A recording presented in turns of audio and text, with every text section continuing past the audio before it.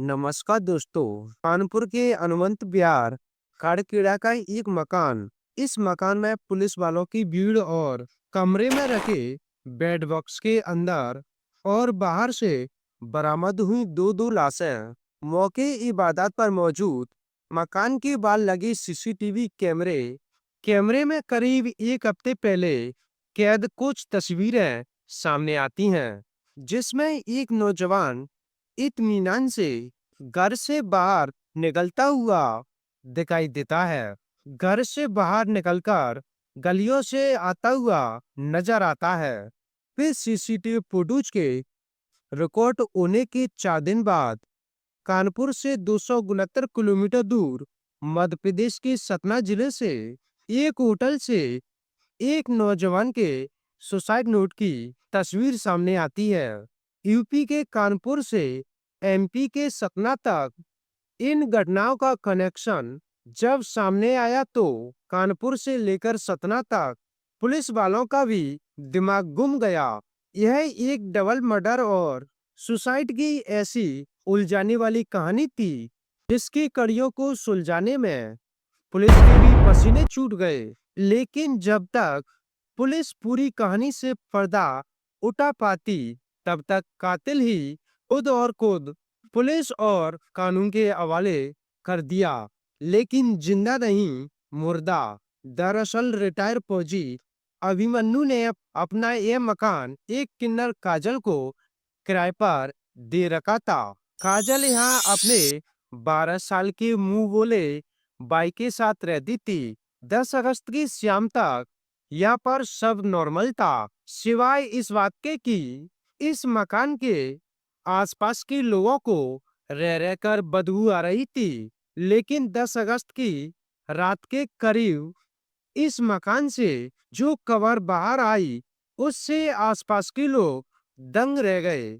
मकान के अंदर काजल और देव का कत्ल हो चुका था। काजल की लाश कमरे में पड़े बेड बॉक्स के अंदर रखी थी, जबकि देव की लाश मकान के फर्श पर पड़ी थी। लाश की हालत देखकर यह साफ था कि कत्ल की इस वारदात को कम से कम 3 से 4 दिन गुजर चुके थे। यूपी के मैनपुरी से ही जब काजल की मां गुड्डी वहां अपने बच्चों से मिलने पहुंची तो कमरे का दरवाजा बाहर से बंद था, जबकि मकान के अंदर से उन्हें भी तेज बदबू का एहसास हो रहा था। इस पर उन्होंने मकान मालिक की मदद से मकान का ताला खुलवाया था, मगर इसके बाद जब उन्हें अंदर का मंजर दिखाई दिया तो उनके रोंगटे खड़े हो गए। मकान के अंदर काजल और उसके भाई की लाश पड़ी थी। चूंकि मामला दोहरे हत्याकांड का था, तो कानपुर पुलिस के तमाम आला अधिकारी मामले की जांच के लिए मौके पर आ पहुंचे थे। पुलिस ने काजल के घर वालों से बात की, यह समझने की कोशिश करने लगे कि आखिर दोनों का कत्ल किसने किया होगा। इस पर काजल की मां ने एक एक करके 3 लड़कों के नाम लिए और शक जताया इन्हीं तीनों में से किसी एक ने काजल और देव की हत्या की होगी। इसमें से एक था आकाश, दूसरा गोलू उर्फ आलोक और तीसरा था एमराज। असल में यह तीनों या तो काजल के दोस्त थे या दोस्त रह चुके थे और इनका काजल के घर आना जाना भी था। हकीकत में काजल एक लड़की नहीं बल्कि किन्नर थी। वो बेहद खुश मिजाज किस्म की किन्नर थी।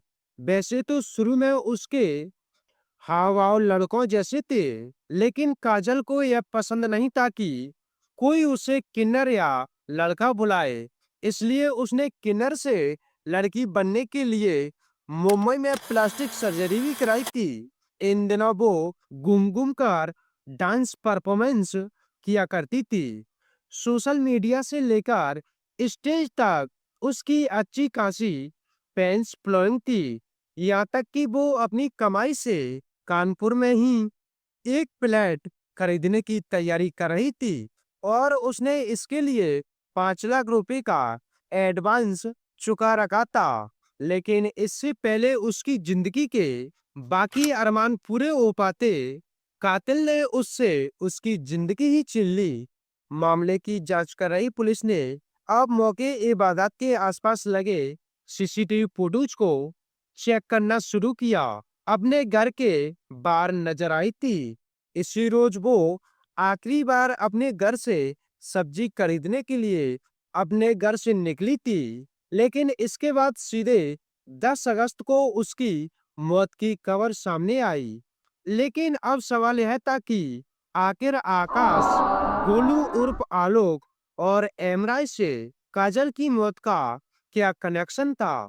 तो इसका जवाब काजल की मां गुड्डी ने दिया। असल में आलोक पहले काजल का बॉयफ्रेंड हुआ करता था, लेकिन इन दिनों वह पुणे में रहता था। आलोक के बाद इन दिनों आकाश के साथ काजल की नजदीकियां बढ़ गई थी। लेकिन काजल की एक सहेली सविता का बॉयफ्रेंड एमराज भी था।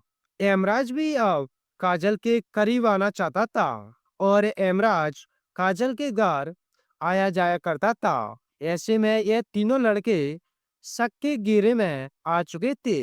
अब कानपुर पुलिस ने मामले की जांच के लिए इलेक्ट्रॉनिक इन्वेस्टिगेशन के साथ साथ वुमेन इंटेलिजेंस का सहारा लेना शुरू किया।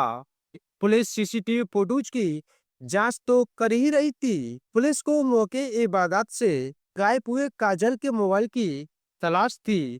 छानबीन के सिलसिले में पुलिस को पता चला कि कत्ल के बाद भी काजल का इंस्टाग्राम का अकाउंट भी चल रहा था। यानी काजल का फोन ले जाने वाला काजल के इंस्टाग्राम अकाउंट को हैंडल कर रहा था। उधर जब पुलिस ने एक एक करके काजल के तीनों मेल फ्रेंडों से आलोक, आकाश और एमराज को लोकेट करने की कोशिश की, तो तीनों अपने अपने घर से गायब हो चुके थे।